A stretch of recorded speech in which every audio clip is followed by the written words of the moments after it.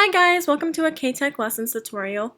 Today I'm going to be showing you some cool features on your iPhone 6S. So I'm going to teach you how to do 5 different things. The first one is going to be how to utilize your drop-down menu. And then the second one is going to be how to take and watch live photos, how to clear running apps, how to make Siri know who your phone belongs to, and then the fifth feature that I'm going to show you is the Do Not Disturb feature. So let's go ahead and start with how to utilize your drop-down menu. If you just unlock your phone and you start at the very top of your screen up where you see the time that says 9:41 a.m., you're going to go ahead and swipe down and you're going to get this drop-down menu. And it has all this information. So it's really nice because you can see the date and the weather, if you have calendar or events on your calendar. And then you can also customize it to have other things. So like I have a countdown to graduation on mine so that I can just swipe down and keep up with how many days I have left till I graduate. And the way that you can go ahead and edit what shows up here is just at this button at the very bottom, edit. And when you click that, you get a menu of what you can include and what you are already including.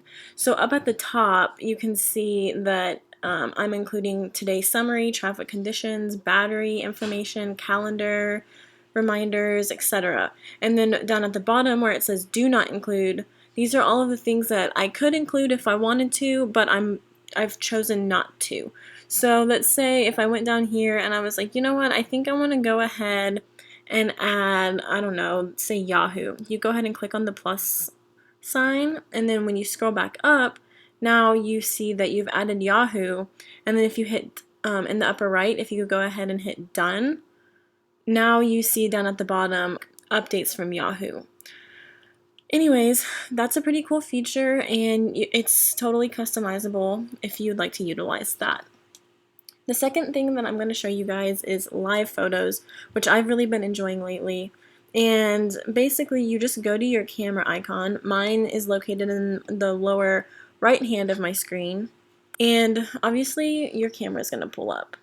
So what you're going to do in order to be able to take live photos is up at the very top in the middle, go ahead and toggle that button on. And now you can see that it turned yellow and it said live.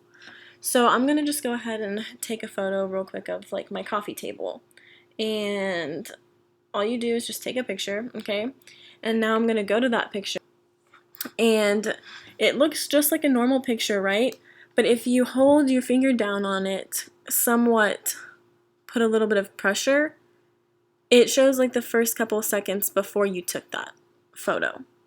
So I think that's really cool, and it's really neat for like special events and stuff like that. Now the third thing I'm going to show you guys how to do is how to clear any apps that are running in the background.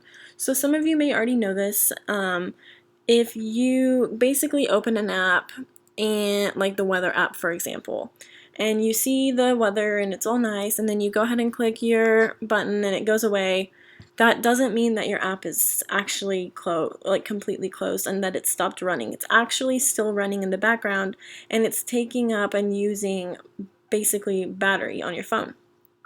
So if you on your phone double click your button, your home button, double click it twice, you're going to see like the most recently used app that you just used, and then also all of the apps that are left open. So see how I just opened the weather app, so it's the first one you see.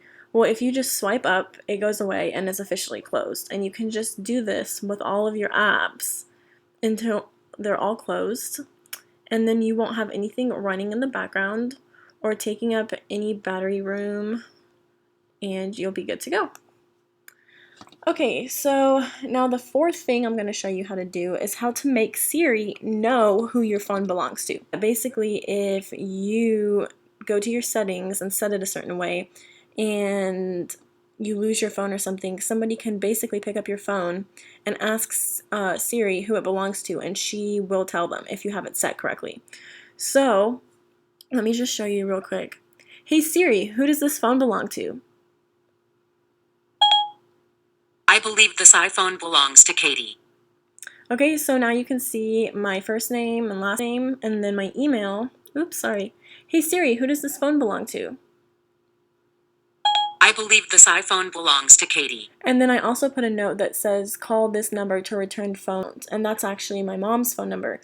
So you can customize it to say whatever info you want to provide. If you just go to your phone, and you should be your first contact. So if you click there, you basically have like all the info that you're providing Siri. So you can see like right here, I went ahead and put that note to call this number to return my phone if found. And then the only other thing that I really provide is just my email address. And the last thing that I'm going to show you guys how to do is how to utilize your Do Not Disturb feature. And like I said at the beginning of the video, this basically just allows you to not get any incoming calls at a certain time. And if you have people who you always want to get calls from no matter what, you can also set it up to where you won't get, you'll still get calls from them, but you won't get calls from like outside people that aren't on that list. So if you go to settings and you start like this, you're going to see the little moon icon. It's purple and it says do not disturb. So go ahead and click on that. And you can go into all of these settings and decide how you want to turn on your do not disturb. So if you just toggle on the manual, then it's on.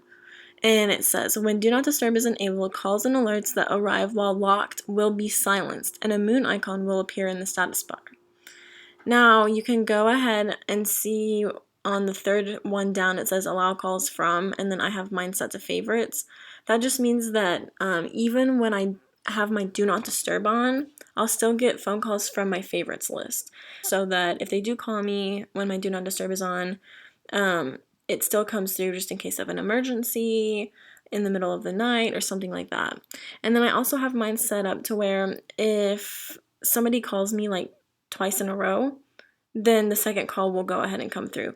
So if I had like my sister on the do not disturb list, but she called 2 or 3 times, eventually her call would come through. So that's kind of how you do that. And then if you want to, you can also schedule it.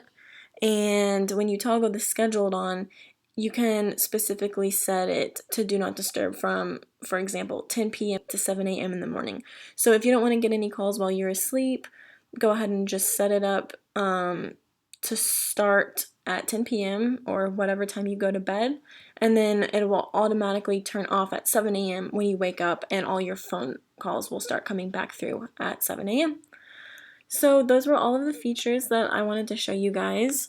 I hope that you learned something from this and that hopefully you find some of these features to be really interesting and cool. Thank you so much for watching this K-Tech Lessons tutorial.